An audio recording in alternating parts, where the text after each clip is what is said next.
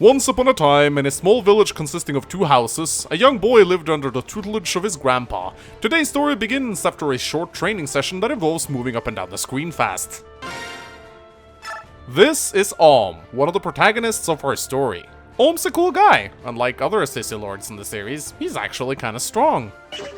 So the soldier Luca just strolled into our village looking to recruit members for Antifa. Apparently the infamous General Bulldozer has staged a coup, capturing Sofia Castle and killed the king.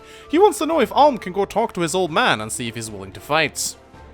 Jagan over here wants no part in the war, however, as he's a boring old fuck, forcing Alm to return to the soldier empty-handed. Luca calls the old bugger a coward, but Alm, being the disobedient little shit he is, offers to join in his grandfather's place, despite just being told not to. And so the journey begins, cause screw grandparents, let's go join the Rebel Alliance. Welcome you lovely fuckers, my name is Mengs, and today I welcome you guys to join me on an adventure. Today we are going to be playing Fire Emblem Gaiden. Alright, I'm just fucking with you, come on, I know it's Gaiden, let's go. So let's take a look at our starting units with Luca over here.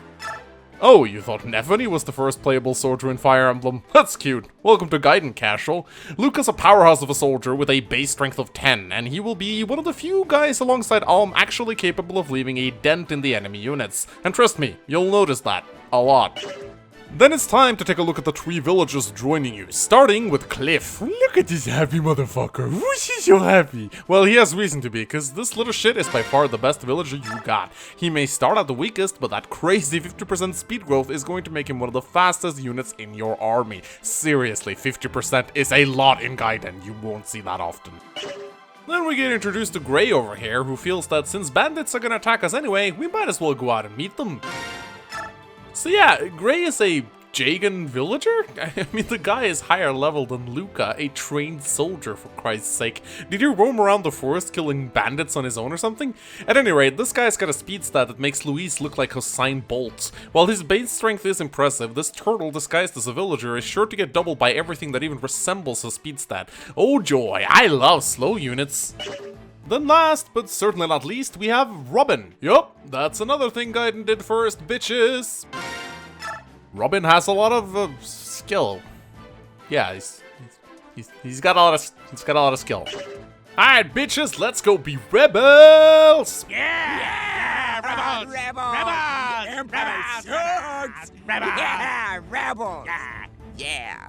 Ah, the good old days. Remember when you didn't even get a backstory before facing enemies? Just BAM! Out of the woods! There are bandits there, go fight them. Why are they here? Why are they attacking you? Oh, we know, but thank God they're here. Imagine if we showed up at the last castle still underleveled. That'd be a good liberation army. Anyway, these guys are nothing special. They mostly...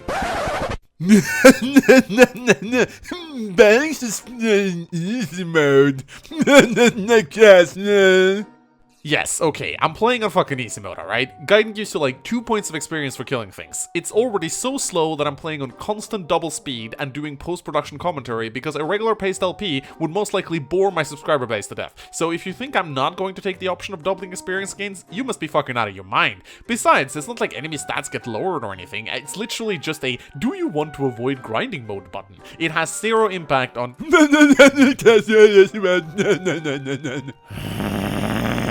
Anyway, we kill all the bandits and everyone rejoices. Let's move on to more bandits. Well, I guess it's a Fire Emblem game.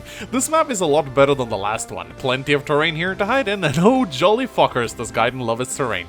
The avoid bonuses you get from this game are absolutely fucking crazy. Just wait until we get to the gravestones, if I don't kill myself before then. Anyway, we actually see an archer here. In Gaiden, these fuckers are actually not terrible, as they can retaliate in melee and attack up to 5 spaces away depending on their equipped bow. Luckily, they won't hit anything, so you'll be fine. Luca right here is showing off his amazing skill by not hitting anything. Seriously, dude, you have a base skill of... Alright, well, that kinda explains it. Seriously, this guy is the only soldier in our group aside from Alm who's received training. Did they not learn how to hit things with your spear back at your academy? Hey, so we get the first level up of our game, and, well, don't expect a lot from these. They're gonna let you down. So, we're finally getting the upper hand against the bandits as Cliff takes out their leader, and it's time to continue our journey. Hey, wait, what's this? Thief Shrine?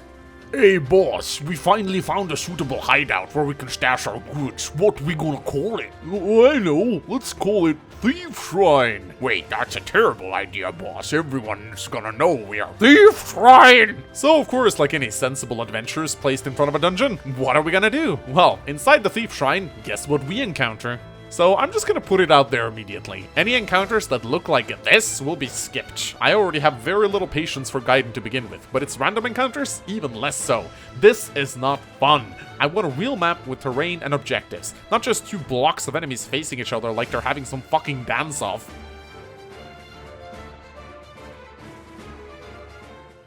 Anyway, we beat the thieves, and it's time to see what they're guarding. Oh, what do you know? They had a girl in here. So, we're all aware that in any sensible universe, this chick would have been raped at least like 70 times at this point, right? I mean, I know we can't really talk about it in a game for children, but I mean, you're the solitary young girl inside a dungeon filled with violent men. How are you not covered in bruises and scars at this point? Alright, chill out, Reddit. I was just making I wasn't a joke. Alright, okay, whatever. Anyway, Silk right here is our first cleric, and a pretty damn good one at that. We need someone to heal our wounds when we go out on our violent bandit slaughtering rampages, and that's where she comes in. It's important to note that magic in this game costs health, and the only way for Silk to heal herself, other than getting healed by someone else, is to use the goddamn Nosferatu spell, which never fucking hits, so have fun with that. So these little statues right here is how we earn our promotions. In Gaiden, there's no sense in waiting to promote, as you won't get anything out of it. Normally, you can be a rude little shit and just say no until you get the promotion you want. Kinda like a spoiled child in a toy store with his mom trying to find him the proper gift for his birthday. Hey Gray, do you want to be a brave cavalier? Nah. How about a mystical mage? Nope. Then would you like to become a deadly mercenary? No. Then fuck you! You are now an archer! In reality, I actually just decided before coming in here that I would just accept the first promotions the game gave to me. We don't want to piss off Mila now, do we?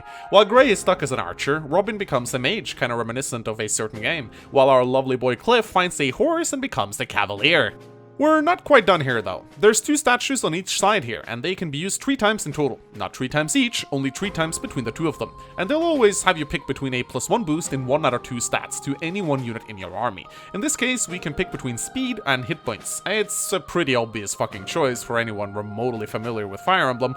I just dumped 3 points of speed on Robin, as his 15% speed growth is kinda icky, and having a mage capable of doubling is going to be very important in the upcoming maps. So it's time to leave the Thief Shrine behind, and oh boy, this map is quite something. We're in the mountains now, so that means we're gonna be fighting mountain thieves. Fuck. But one of these is not like the others. In this map, we get introduced to the dreaded Leather Shield Mercenary!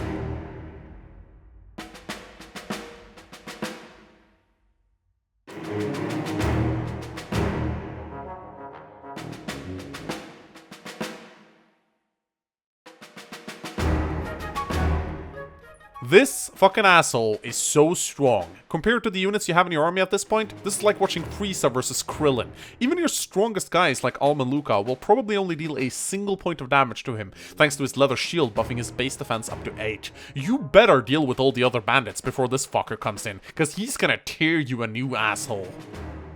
Aside from the map itself, there really isn't much going on here. You advance on the bandits and try your best to take them down before Rambo arrives. It's nice to have a healer in Silk, but you better keep her far away from enemies as she has the durability of tinfoil paper. Luckily, we got Brave Cliff on his brand new horse spearheading the charge, though I gotta say, fucking hell, the horses look so retarded in Gaiden. I mean, look at that thing. What the fuck?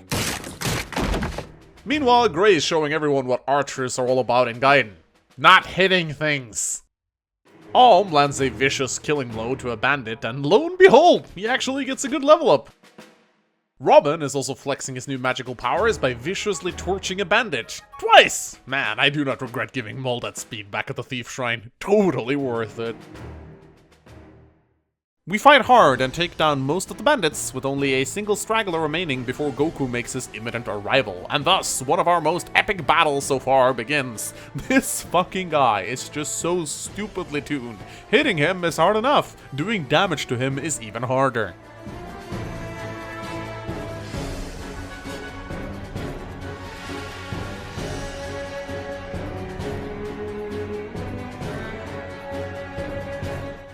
To make matters even worse, Arnold Schwarzenegger here decides to run over to the fucking heal tile. This not only boosts his avoidance by 40%, but makes him heal for 5 hit points every single turn.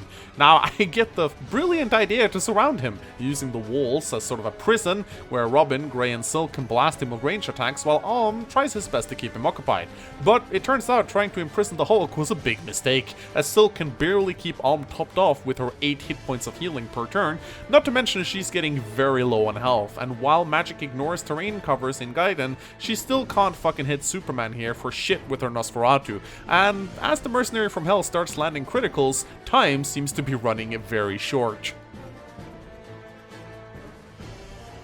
It all seems rather bleak, and at this point I'm starting to contemplate a restart. But then out of nowhere, our Lord and Savior Robin decides to tip the scales and land a fireball critical, finally defeating this piece of shit mercenary for good and getting this leather shield to boot. Whoopee! It gives +3 defense when held, though admittedly, who the fuck makes a shield out of leather? Why not just use wood? I don't know. Gaiden is weird sometimes. So with that, ladies and gentlemen, we have cleared out the bandits, saved the cute cleric, defeated Sladen himself, and are now on our way over to Bulldozer's castle. Will we make it? Find out in the next episode of Fire Emblem Gay Bar! Hey you! Yeah, you! I worked really hard on this episode, and I really hope you all enjoyed it. Give it a like and a comment, and it would mean the world to me if you shared it to a friend or a website you frequent. If not for me, then do it for Silk's redesigned booty in Echoes. I mean, Jesus man, look at that booty. My name is Tim Mangs, and I'll see you guys again soon. Goodbye!